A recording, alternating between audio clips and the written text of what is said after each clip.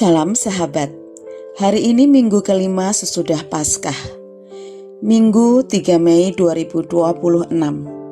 Kita belajar dari kitab Hakim-Hakim pasal 12 ayat 8 sampai 15.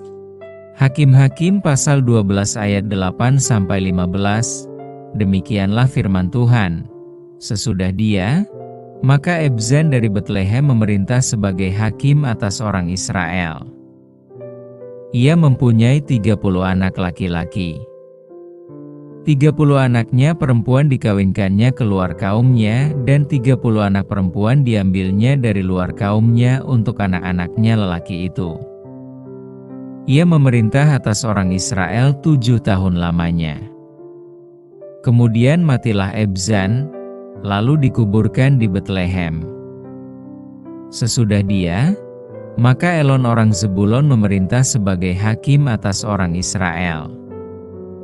Ia memerintah atas orang Israel 10 tahun lamanya. Kemudian matilah Elon, orang Zebulon itu, lalu dikuburkan di Ayalon, di tanah Zebulon. Sesudah dia, maka Abdon bin Hilel, orang Piraton, memerintah sebagai hakim atas orang Israel. Ia mempunyai 40 anak laki-laki dan 30 cucu laki-laki, yang mengendarai 70 ekor keledai jantan. Ia memerintah atas orang Israel 8 tahun lamanya. Kemudian matilah Abdon bin Hilel, orang Piraton itu, lalu dikuburkan di Piraton, di tanah Efraim, di pegunungan orang Amalek.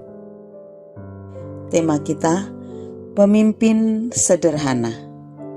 Setelah Yefta meninggal, ia digantikan oleh Ebzan, Elon, dan Abdon.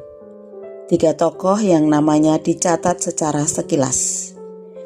Ketiga perikop ini hanya mencatat nama mereka. Ayat 8, 11a dan 13.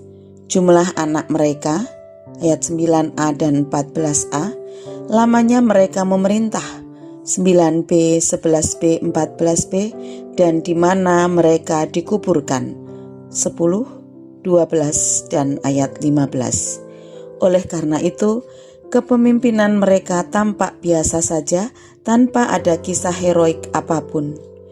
Akan tetapi setidaknya dalam masa 25 tahun, bangsa Israel hidup dalam kedamaian. Pasalnya, tidak ada konflik atau serangan musuh yang dihadapi dan tidak ada juga dosa yang mengakibatkan murka Allah menyala-nyala.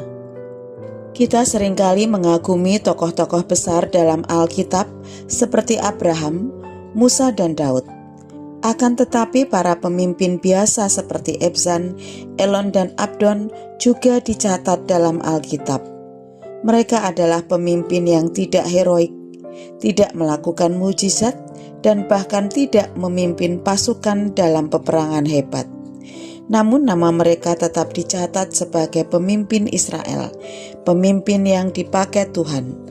Hal ini menunjukkan bahwa Tuhan tidak hanya memakai orang yang luar biasa untuk menjalankan rencananya. Kadang Tuhan memakai orang biasa untuk rencana besarnya. Contohnya adalah ketiga hakim yang sekilas terlihat biasa ini.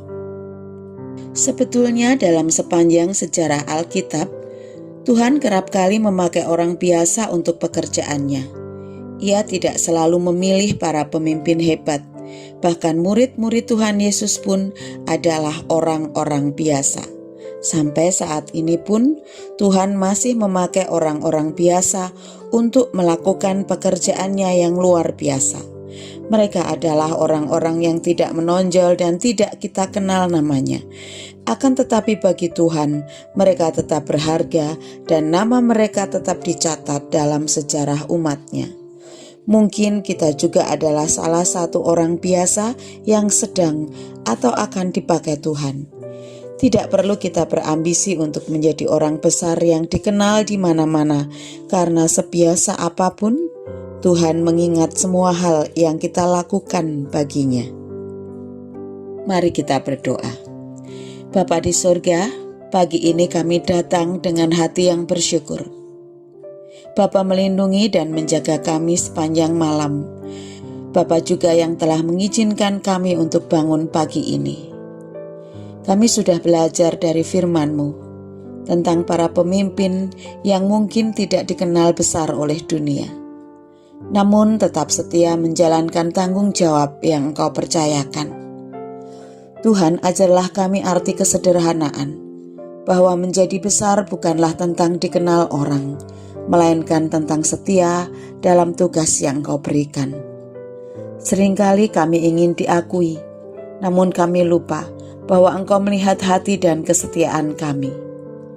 Ampuni kami jika kami lebih mengejar penilaian manusia daripada berkenan di hadapan-Mu. Bentuklah kami menjadi pribadi yang sederhana, yang mau melayani tanpa mencari kemuliaan diri, yang mau memimpin dengan rendah hati, dan yang setia dalam hal-hal kecil. Dimanapun Engkau menempatkan kami hari ini, pakailah kami menjadi berkat bagi orang lain. Biarlah hidup kami mencerminkan kepemimpinan yang sederhana, penuh kasih, tanggung jawab, dan ketulusan.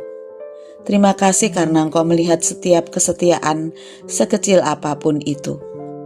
Kami serahkan hidup kami sepenuhnya ke dalam tangan kasih-Mu. Dan kalau pagi ini kami juga akan beribadah, menikmati kesempatan untuk memuliakan nama-Mu bersama saudara-saudara kami yang lain. Berkatilah ibadah kami agar berkenan di hadirat-Mu. Di dalam nama Tuhan Yesus Kristus, kami telah berdoa dan mengucap syukur. Amin. Selamat beribadah, Tuhan Yesus memberkati.